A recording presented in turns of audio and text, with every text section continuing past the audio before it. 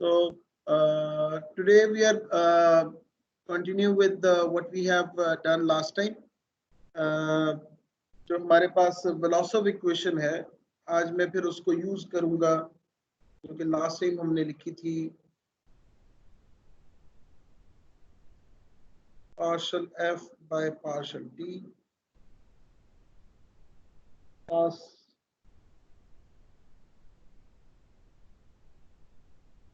v dot grad f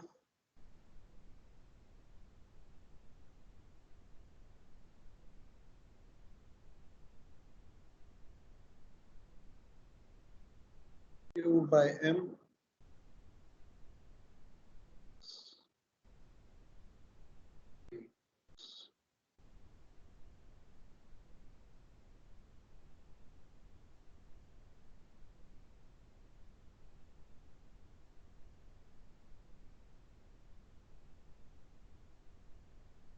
तो ये हमारे पास वेलोसिटी इक्वेशन है जिसको हम यूज करते हैं प्लाज्मा में to define discuss different plasma waves.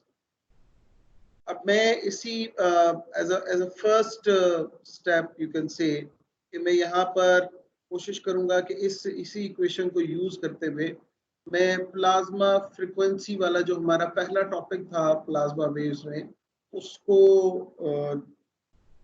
उसका एक्सप्रेशन ड्राइव करने की कोशिश करूँ। तो first of all I am going to talk about plasma solutions.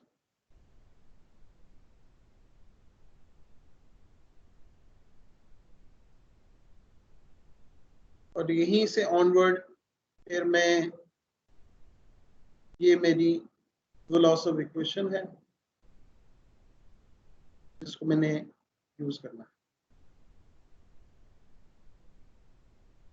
Or should I write it here?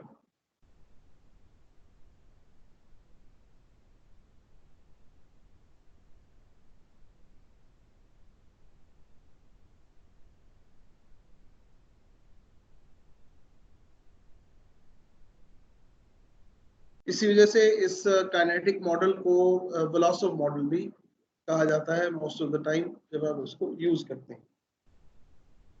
तो मैं यहाँ पे करना चाह रहा हूँ इलेक्ट्रॉन प्लाज्मा ऑसिलेशंस का dispersion relation by using velocity equation.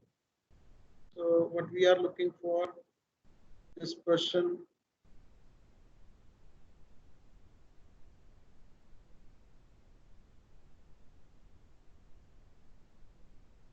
relation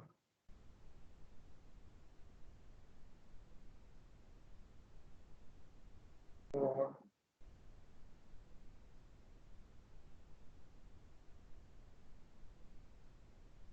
इसके लिए जो यूजुअल प्रोसीजर है हम उसी को अडॉप्ट करेंगे। इसमें हमने जो चीजें कंसिडर की हैं, हमने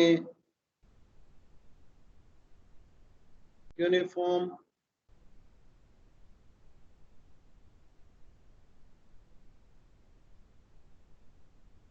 प्लाज्मा कंसिडर किया है with a distribution f naught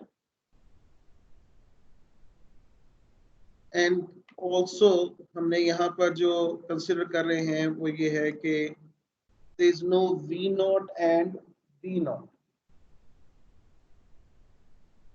So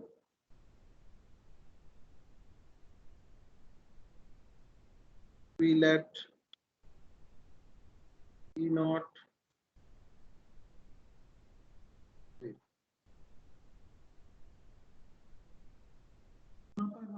जो लिनियराइजेशन का प्रोसेस है उसमें जो आपके पास टोटल डिस्ट्रीब्यूशन फंक्शन होगा f which will be a function of r, v and t. It will be f naught which is only a function of V plus F1, which is a function of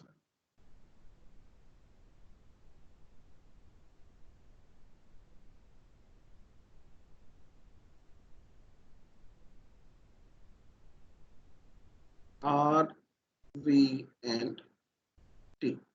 So F not of V लिखने का मकसद ये है कि इसमें कोई हम special dependence नहीं ले रहे और इसमें कोई हम टाइम डिपेंडेंस नहीं ले रहे, यानी कि ग्रेड ऑफ F नॉट और partial F not by partial T जो है वो एग्जिस्ट नहीं करता। ठीक है, तो हमारे पास जो अगर हम ये चीज यूज करते हैं तो लीनियराइज जो आपके पास फॉर्म आएगी,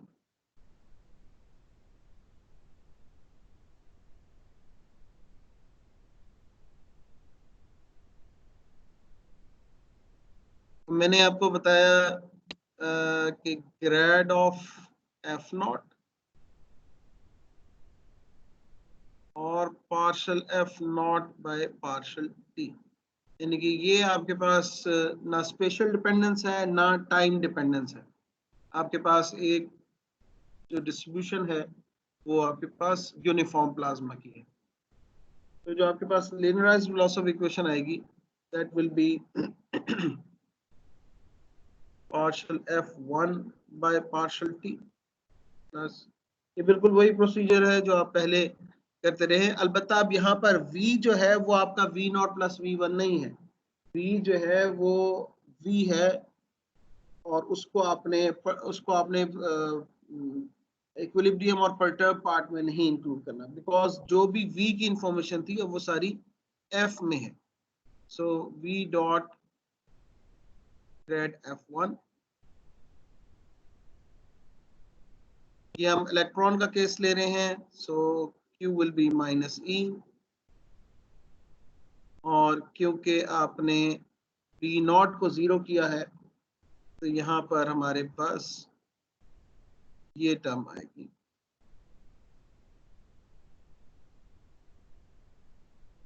इस तरीके से तो ये हमारी जो है can call it, this will be question 1, question 2। So you can see जो आपके पास ये इक्वेशन है, यहाँ पर आपके पास ई नॉट प्लस ई1 और यहाँ पर ये जो आपके पास टर्म है यहाँ पर आप v cross b not plus b1, हम क्योंकि इलेक्ट्रोस्टैटिक ऑसिलेशंस ले रहे हैं इस वजह से b1 को भी हम यहाँ पर नेग्लेक्ट कर रहे हैं। So this was why we have left with only this e1 and partial f not by partial v। ठीक है जी, यहाँ तक समझ में आया? ये बिल्कुल वही लीनियराइजेशन प्रोसेस जी। सर इसमें मेरा क्वेश्चन था कि ये जो आपने टी को वेक्टर लिया है, इसमें ये जो फंक्शन लिखा है एफ वाला डिस्ट्रीब्यूशन फंक्शन, इसमें ये दानिस्ता तौर पे आप टी को वेक्टर लिया है, ये तो थोड़ा समझाइएगा।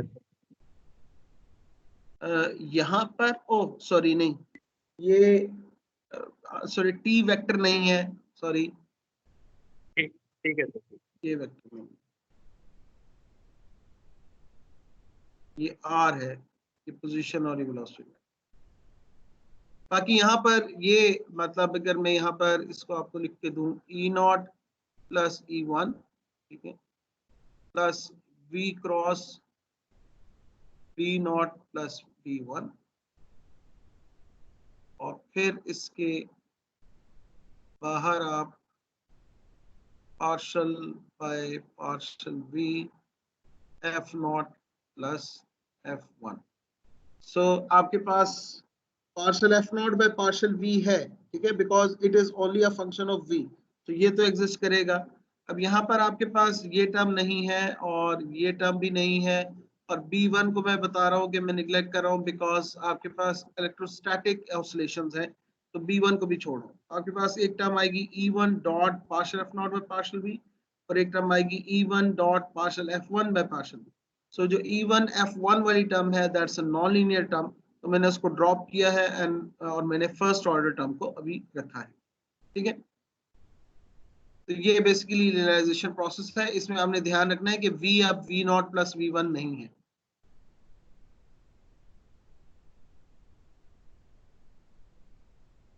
ओके, अब हम इस इक्वेशन को हम सॉल्व करते हैं। ये हमारे पास लिनियराइज्ड इक्वेशन आ गई है। अगेन जो आपके पास आयंस हैं,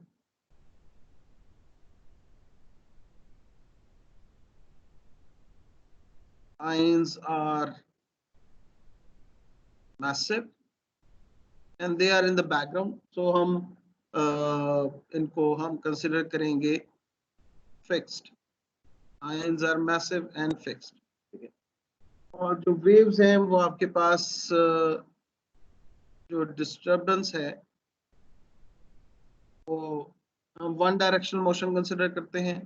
तो फॉर सिंप्लिसिटी तो ये हमारे पास ये जो प्लेन वेव्स जो हैं वो आपकी प्लेन वेव्स हैं जो कि एक्स डायरेक्शन में मूव कर रही हैं। सो अब इसको अगर मैं यूज करूं इक्वेशन 2 में, ठीक है, सो यू ऑलरेडी न्यू कि अगर आपके पास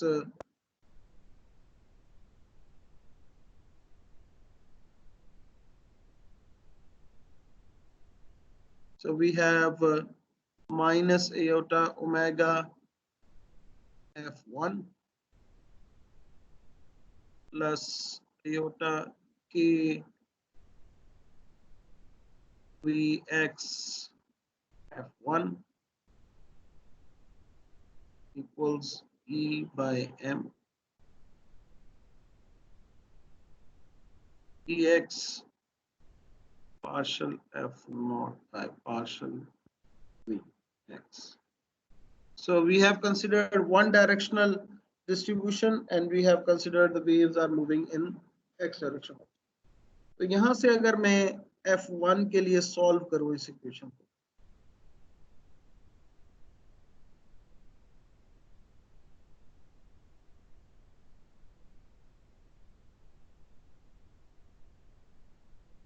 we have something like that.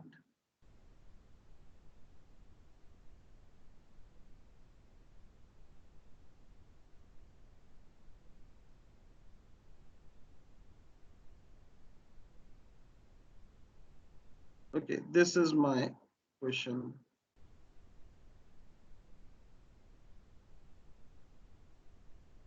अब यहाँ से क्योंकि मैंने कहा कि ये एक इलेक्ट्रोस्टैटिक ऑसिलेशंस हैं, तो यहाँ पे आपको Ex की value F0 we can choose any distribution. ठीक है, तो यहाँ पर हमारे पास जो चॉइस है, जो इम्पोर्टेंट चॉइस है वो ये है कि आप F0 को कुछ भी डिसाइड कर सकते हैं।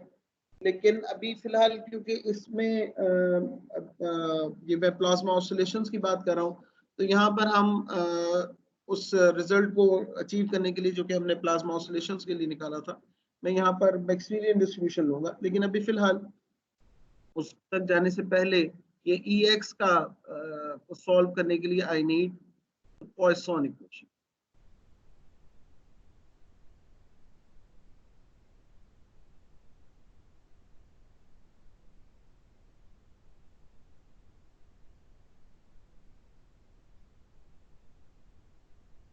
तो यहाँ पर आप अगर पॉइसन इक्वेशन को हम यूज करें,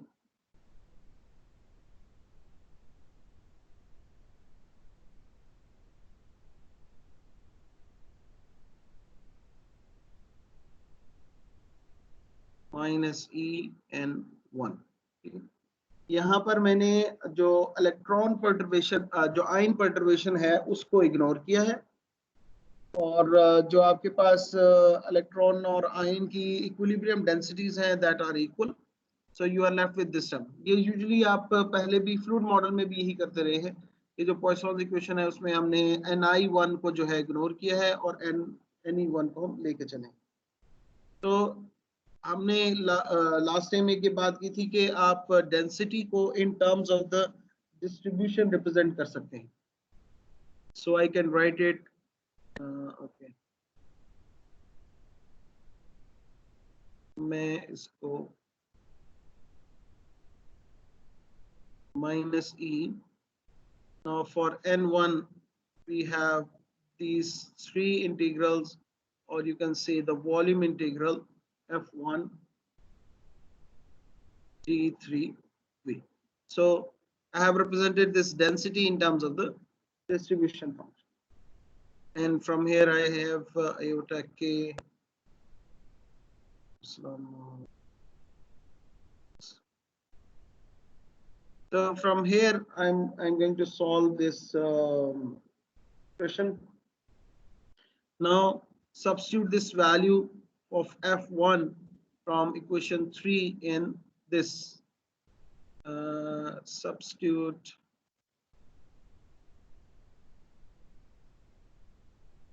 f1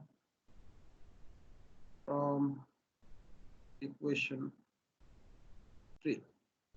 We have k epsilon naught x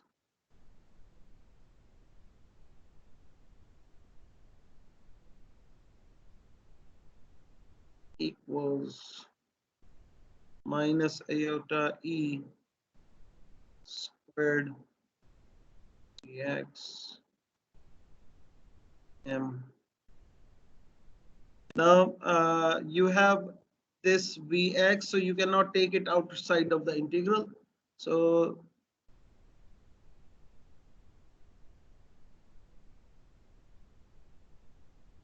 and we have these three integrals, the volume integral and partial f naught by partial vx omega minus kvx and d3v. Okay.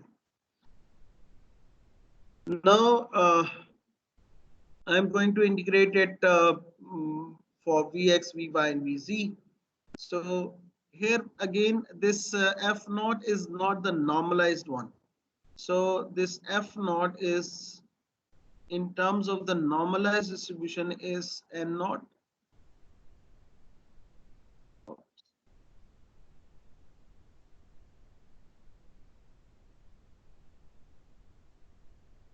N naught f naught with the cap.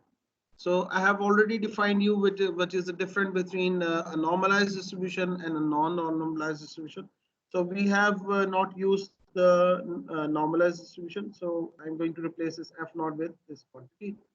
Then you can see that n naught e squared by epsilon naught m. So this iota is cancelled with iota, ex with ex, and we are left with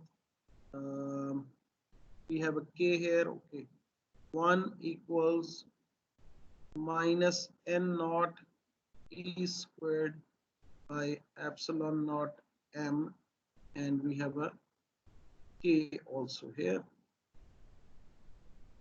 Okay, now we have dvy from infinity to plus infinity, and then we have dvz, and then we have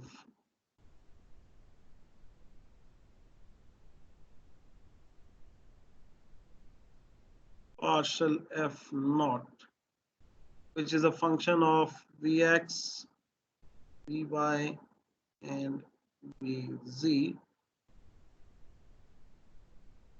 Partial vx omega minus kvx and dv. Okay, अब यहाँ पर हमारे पास choice है distribution की. इसके बाद onward we can choose any distribution. This is a general dispersion. This is the general form. From here onward we can use any distribution depending upon our own choice, whether we would like to have a Maxwellian or whatever. So here I'm going to consider one dimensional system का एक sorry समझ नहीं आया Aamir.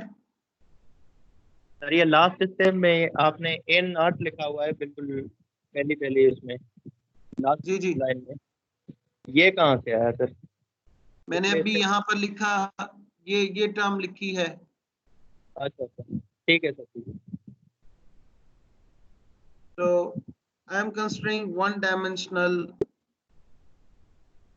मैक्सवेलियन।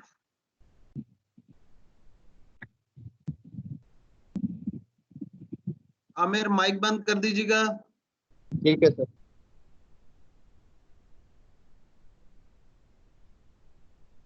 So if you take one dimensional Maxwellian distribution, so instead of this three-dimensional integral, you are left with only one dimensional, or you can say we have, now I'm going to have omega p square or a square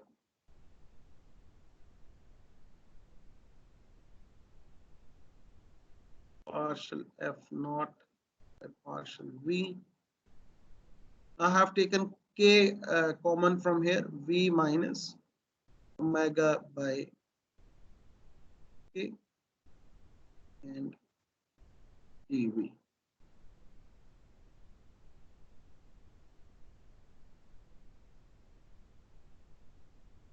So if I consider one-dimensional Maxwellian distribution, this will happen. Now, as you can see, this integral is not simple.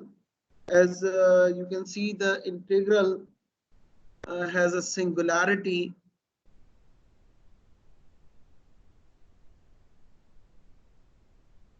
The integral has a singularity at v equals omega by k. So when, or you can say that when the velocity of the particle becomes equal to the phase velocity of the particle, we have a singularity. So it's not easy to solve the integrals with singularity. You have to take some special, you can say, integration techniques to do that. So in plasma, Landau was the first that treat this equation probability um, properly, and he found that singularity introduces an important modification to plasma wave dispersion relations, and it is not predicted by the fluid theory. So Landau deal this this integral properly. So we now we will discuss Landau contour to evaluate this integral, and then we will discuss about the Landau damping. So if you have any question right now, ask me, and then I will go to the solution of this kind of integral.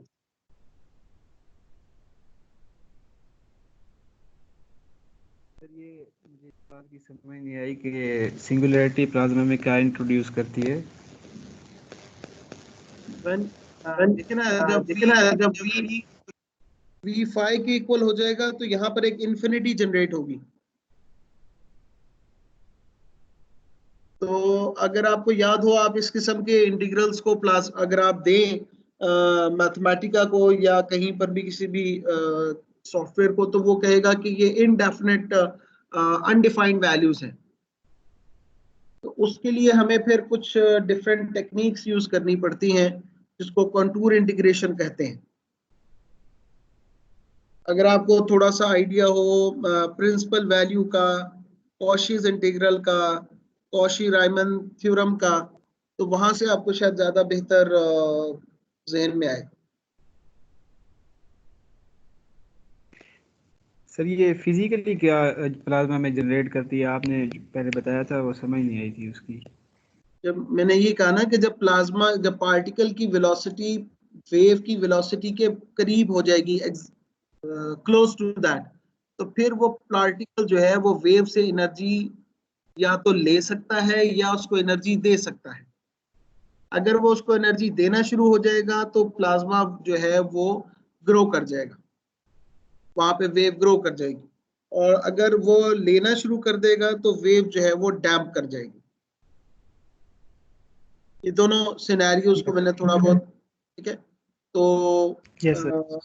It depends Thank you. On the distribution. अभी मैं थोड़ा सा आगे चलूंगा तो मैं आपको बताऊंगा कि जो मैंने शुरू में बात की थी कि जो फ्लूइड मॉडल है वो डिस्ट्रीब्यूशंस में फर्क नहीं करता, तो वहां पर डिस्ट्रीब्यूशन का बहुत बड़ा रोल आता है कि आइदर आपका ये जो डिस्ट्रीब्यूशन है ये वेव को ग्रो करवा रहा है, या इस डिस्ट्रीब्यूशन के लिए वेव ग्रो करेगी या डैम्प करेगी, it depends on the structure, ठीक है। तो अभी फिलहाल हम इस जो Yes, sir. इंटीग्रल है इसको ठीक। थोड़ा सा डिस्कस करते हैं कि इसमें क्या होना है,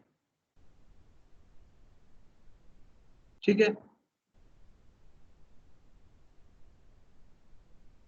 तो अब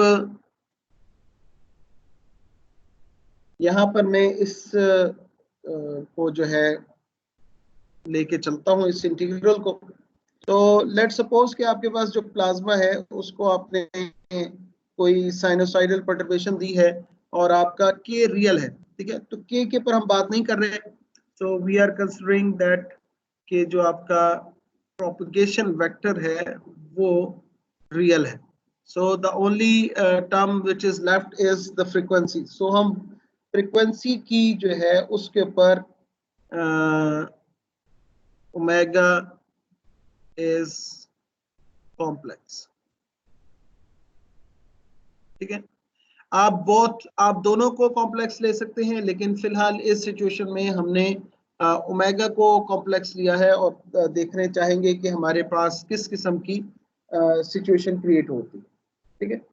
तो जो इंटीग्रल मैंने लिखा था उसको आपको एक कॉम्प्लेक्स वी प्लेन में इंटीग्रेट करना पड़ेगा। मैं एक ड्रॉ करके आपको दिखाता हूँ, उससे थोड़ा सा शायद आपको मजीद आइडिया होगा कि सॉरी, मैं अगर कोई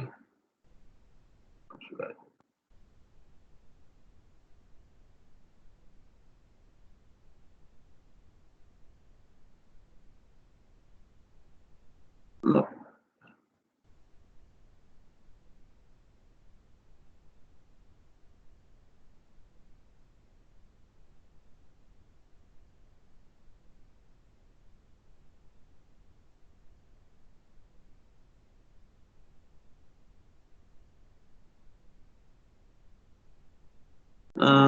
मैं थोड़ा सा इसको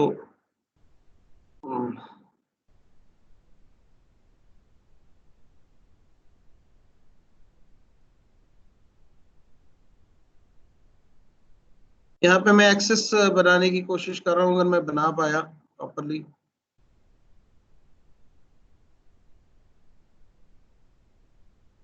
चले, एक ही हो गई लाइन,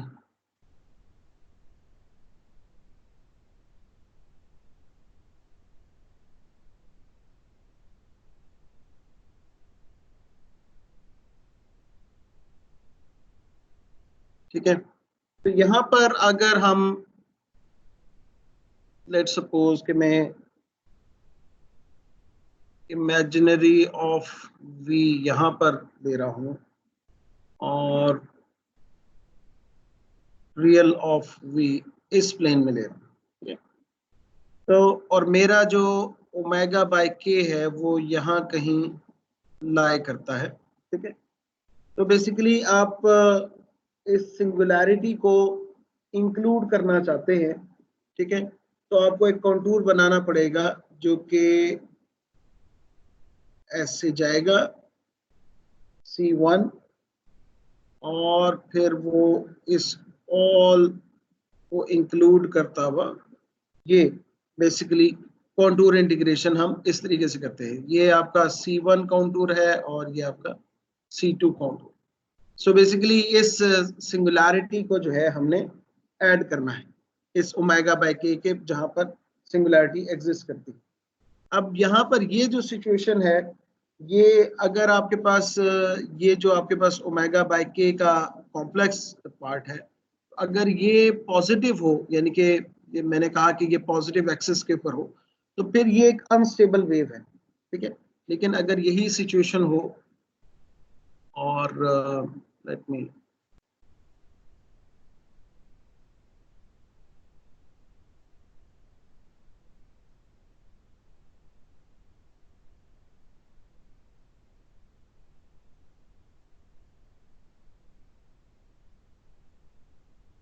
आई डोंट नो ये क्या कर रहा है ये, ओके। मैं एक और इसी तरीके से, ये मैं डायग्राम आपको कुछ बेहतर बना के भेज दूंगा जब मैं इसको, अगर ये omega by k imagine negative में हो, यहाँ पर omega by k, then I have to include it. तो मुझे एक कॉन्टूर बनाना है जो कि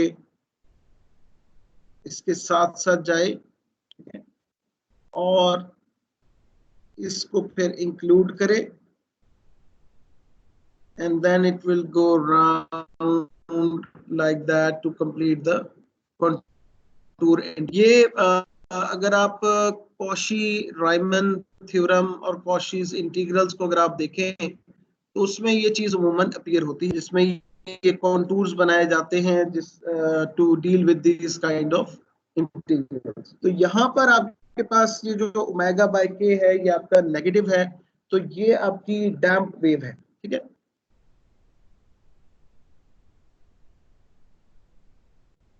सर ये इसमें जो आपने पहला वाला कंटूर बनाया है, जी जी सर इसमें ये है कि वो जो आपने C1 और C2 कर लिया है, कर्व तो मेरे ख्याल में जो है ना वो एक ही लेते हैं कंटूर ना, किसी एक वो उसके लिए सिंगुलरिटी के लिए। और दूसरा मेरे ख्याल में एक दो मेथड ये करते थे कि इसमें जो सिंगुलरिटी होती थी उसको एक्सक्लूड करते थे, ये इंक्लूड करके भी करने वाला प्रोसीजर भी है क्या सर? नहीं नहीं, वही मैं कह रहा हूँ कि अगर आप इंक्लूड करेंगे तो फिर आप जो है वो अनस्टेबल वेव की तरफ जाएंगे, ठीक है सर। ठीक है। तो इस वजह से हमने इसको इंक्लूड नहीं करना, बल्कि हमने इसको एक्सक्लूड ही करना है। ठीक है सर।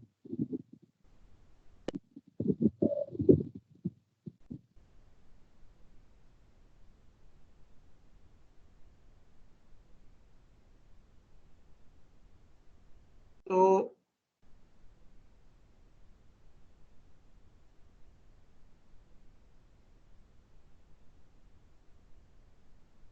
तो इसको एक्सक्लूड करने के लिए मैं कह रहा हूँ कि ये अभी मैं इसकी कुछ पिक्चर, ये मैंने बड़ी रफ सी पिक्चर्स बनाई हैं। तो अगर आपके पास ये सिचुएशन है तो फिर तो हम ये जो ये वाली सिचुएशन है, लेट्स कॉल ये,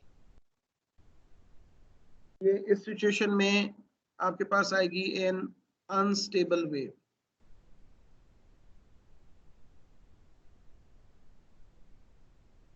ठीक है, जिसमें आपके पास imaginary of omega is greater than 0।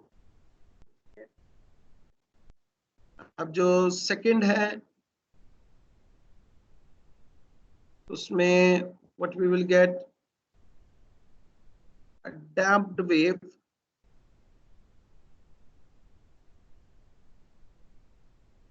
जिसमें imaginary of omega जो है वो नेगेटिव है, ठीक है। तो यूजुअली जो आपके पास एक आपको शायद याद होगा residue theorem,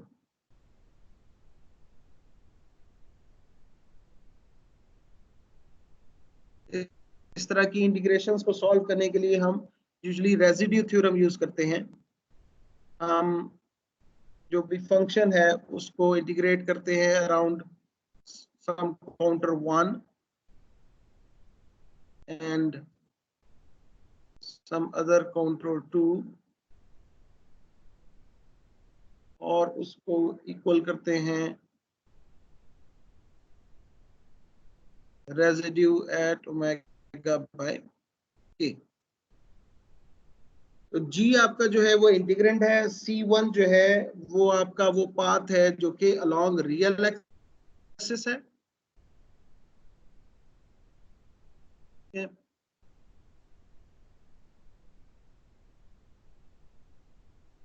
C1 is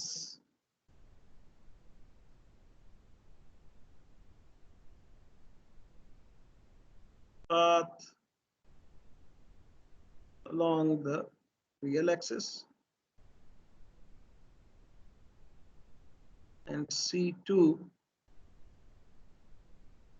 is the semicircle at infinity. Because we want to calculate everything, so we have extended this up to infinity. I have not shown it a big circle, but mathematically we consider that this contour is almost extended to infinity. And r of omega by k, this is what it is, you can say residue or what is left behind.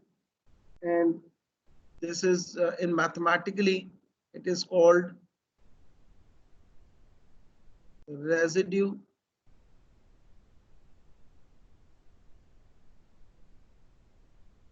at omega by k. So ये उस वक्त काम करेगा, ये जो हमने condition लगाई है ये उस वक्त काम करेगा कि जो आपका C2 है उससे जो कंट्रीब्यूशन आ रही है जिस पे आप इंटीग्रेट कर रहे हैं वो वैनिश हो, यानी कि if this integral, this second integral goes to 0 तो फिर ये काम करेगा। लेकिन आप देख सकते हैं कि मैक्सवेलियन डिस्ट्रीब्यूशन में, अगर आप जो मैक्सवेलियन डिस्ट्रीब्यूशन है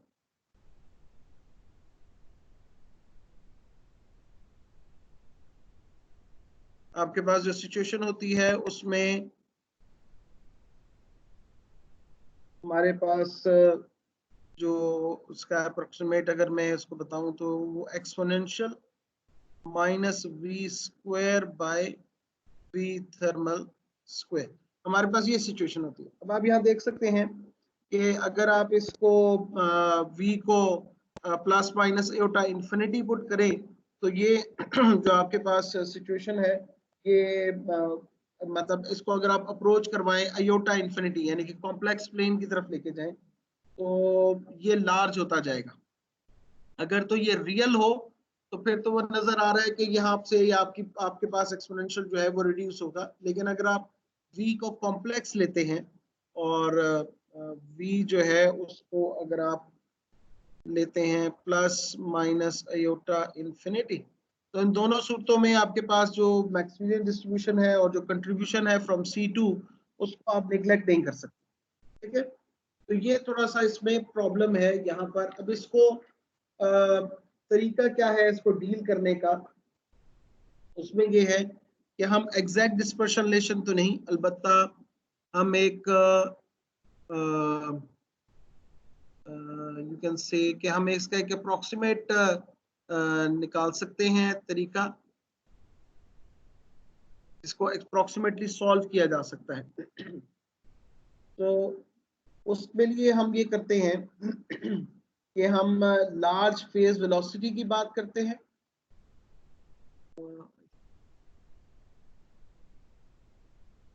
और an approximate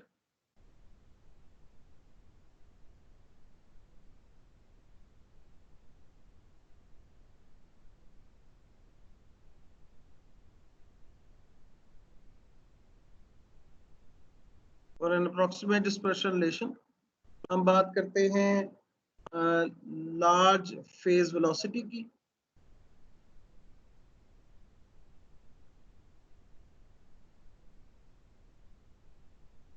और उसमें वीक डैम्पिंग की। तो ये जो केस है इसको आप एनालिटिकली डील कर सकते हैं बाकी आप इसको एनालिटिकली नहीं डील करेंगे, इसको फिर आपको न्यूमेरिकली करना पड़ेगा इस सिचुएशंस को, ठीक है। तो अगर आप ये वीक डैम्पिंग कंसिडर करते हैं, इन दैट केस ये जो मैंने कॉन्टूर्स बनाए थे, अगर आप वीक डैम्पिंग कंसिडर करते हैं यानी कि ओमेगा आई आपका स्मॉल है, तो फिर ये जो आपके पास कंटूर है, it will shift to very close to that axis, ठीक है। तो फिर हमारे पास कंटूर ऐसे बनेगा कि उसको हम यहाँ से it's up to something like that. मैं अभी इसको दोबारा ड्रॉ करता हूँ, लेकिन यहाँ पर बेसिकली ये है कि जो पोल है ये रियल एक्सिस के बिल्कुल करीब लाई करेगा if you are talking about weak damping. तो जो लैंडाउ है उसने इस कंटूर को जो है एक्सप्लेन किया, उसने इसको एक स्ट्रेट लाइन लिया along the real axis और with a small semi circle around the pole। तो वो मैं ड्रॉ करता हूँ कंटूर जो कि लैंडाउ ने इसको सॉल्व करने के लिए कंसिडर किया, ठीक है। मैं इसको अगर ये सिचुएशन है आपके पास, ये अगेन आपके पास इमेजिनरी ऑफ v है और ये हमारा रियल ऑफ v का एक्सिस है। तो इट वाज कंसिडर्ड कि ये कॉन्टूरो हमारा ऐसे, और ये जो ओमेगा बाय k है it lies somewhat here and then we go round like that and then we move on। तो ये बेसिकली कॉन्टूर जो है इट वाज डिफाइंड बाय लैंडाउ कि आपके पास अगर हम लार्ज फेज वेलोसिटी कंसीडर करें तो उसमें हम इसको सॉल्व कर सकते हैं। तो अगर हम ये सिचुएशन लें तो फिर हमारे पास जो रिलेशन बनेगा वो कुछ इस तरीके से होगा।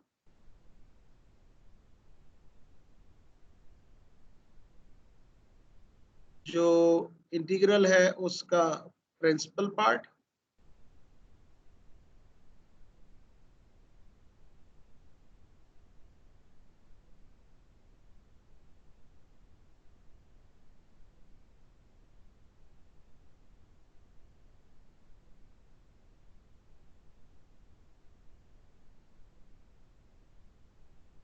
ये चीज वन डायरेक्शनल है, प्लस ये इसका योटा पाई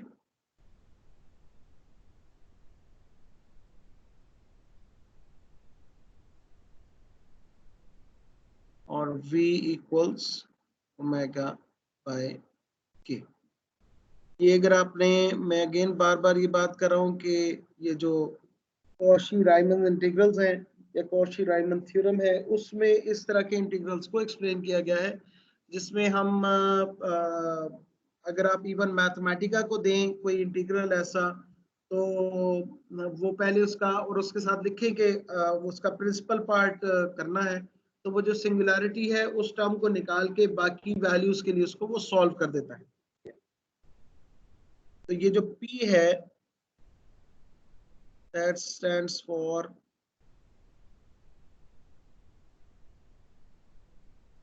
Cauchy principal value।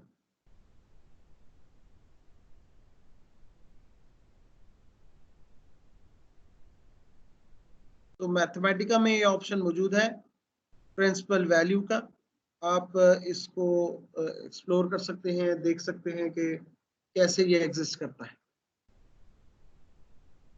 अब अगर आपके पास V5 जो है वो सफिशिएंटली लार्ज है, तो आपके पास जो निग्लेक्टेड काउंटूर है, जो टर्म हमने छोड़ दी, उसमें से ज्यादा कंट्रीब्यूशन नहीं आएगी क्योंकि जो आपका इक्विलिब्रियम डिस्ट्रीब्यूशन है और जो उसका डेरिवेटिव है they are very small there, ठीक है। जो आपके पास मतलब यहाँ पर इफ यू आर वेरी, अगर आप डिस्ट्रीब्यूशन को अगर मैं ड्रॉ करूँ मैक्सवेलियन डिस्ट्रीब्यूशन को, so it will be something like that. और जो V5 मैं कंसिडर कर रहा हूँ वो it turns out to be somewhat here. Yeah. So यहाँ पर जो आपके पास f नॉट की कंट्रीब्यूशन है ये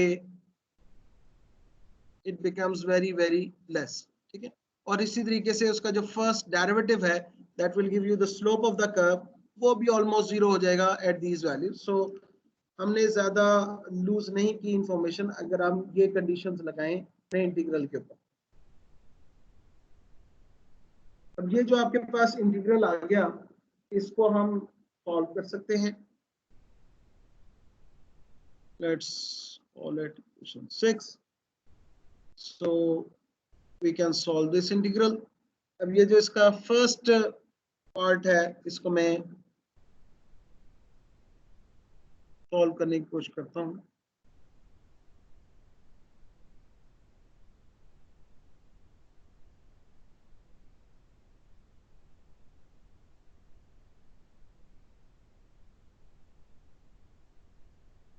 ओके, सो यहाँ पर बिल्कुल इस तरीके से जैसे आप u इंटू वी फॉर्म करते हैं. First function integration of the second minus integral derivative of first integration of second.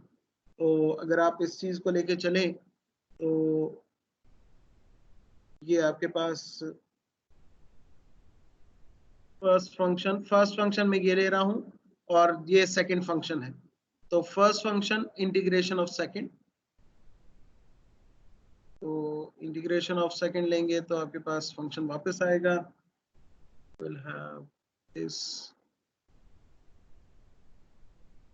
Minus integral derivative of first, इसका derivative that will be minus 1 over v minus v5. So an integration of second. ये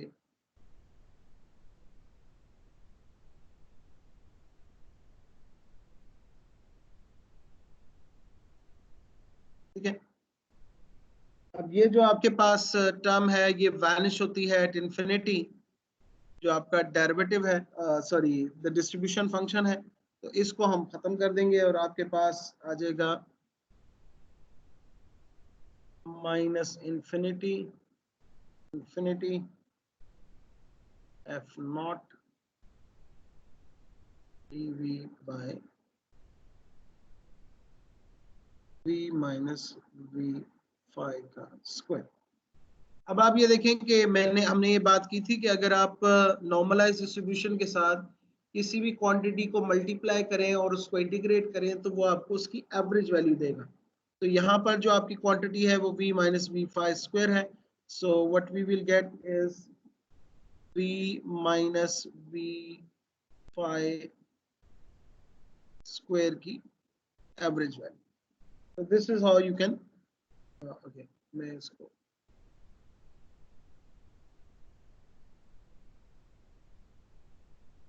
ठीक है. तो v minus v5 inverse of v minus v5 square की average value है. ठीक है, अब मैं इसको जो रियल पार्ट है ऑफ दिस इक्वेशन 6, सो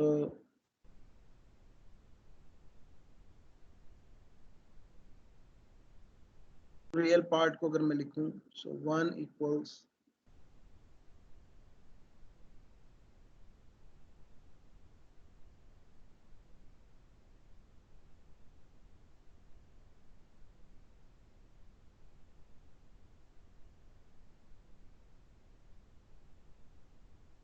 ठीक है जी. अब इसको हम थोड़ा सा और सिंप्लीफाई करने की कोशिश करते हैं. हमने यहाँ पे कंसिडर किया हुआ है कि v phi is much greater than v. ठीक है, तो हम इसको एक्सपेंड कर सकते हैं. सो v minus I can write it like that. मैं इसको अगर कॉमन ले लूं और इसको डिनोमिनेटर में ले जाऊं 1 minus v over v5, so that turns out to be, आप इसके पर जो बेसिक आपके पास होता है 1 plus x raise to power n 1 plus n x वाली अगर हम टर्म्स लगा दें तो v phi 1 plus 2v by v phi plus 3v square over v phi square and 4 cube by. So this is how you can expand this term. अब यहाँ पर हम ये देखें कि आपको इस टर्म की एवरेज लेनी है, तो जब मैं इसके ऊपर एवरेज लगाऊंगा तो जो v है, जो ऑड टर्म्स है v और v क्यूब, ये एवरेज पे वैनिश हो जाएंगे, ठीक है। सो v minus v phi minus 2, जब आप एवरेज करेंगे तो आपके पास ये अप्रोक्सीमेटली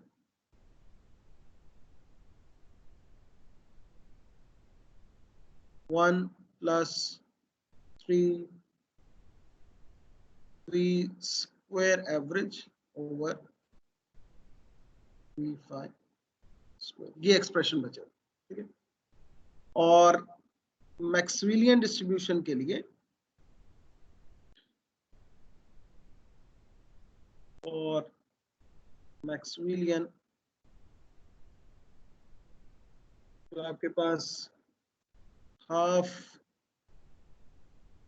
एम वी स्क्वायर है, वो होता है हाफ के बी टी के। So from here I can have V average square equals KBT by M.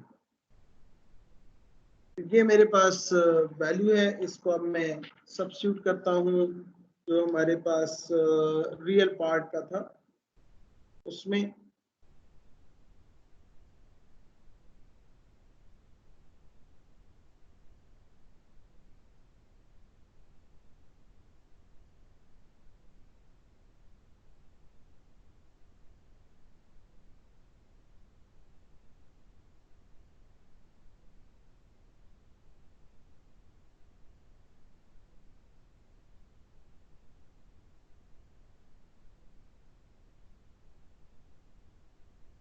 अब इसको मैं लिख सकता हूँ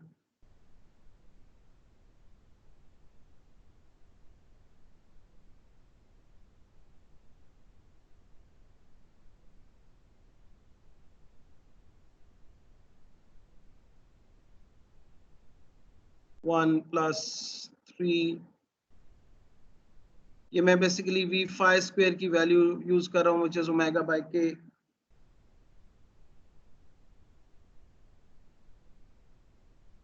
bye M.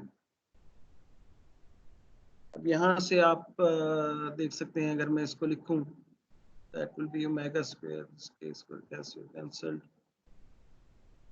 omega p square plus omega p square by omega square 3 kbt by m k square। तो अगर आपके पास जो थर्मल करेक्शंस हैं वो स्मॉल हो, यानी कि अगर आपके पास if you have this approach is 0, then we can replace omega with omega p, और जब आप ओमेगा को ओमेगा पी करेंगे तो ये टर्म्स खत कैंसिल आउट होंगी and you are left with omega square equals omega p square plus k square v thermal square. So this is the same equation that we get from the fluid equations when we take or when we discuss the plasma oscillations. अब रह गया इसका imaginary part.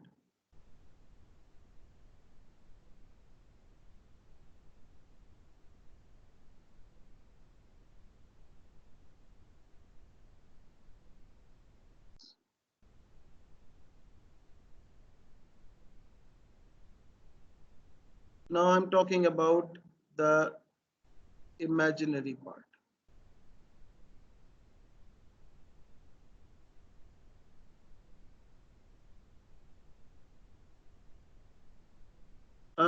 I think we are running out of time, so I will discuss this in the next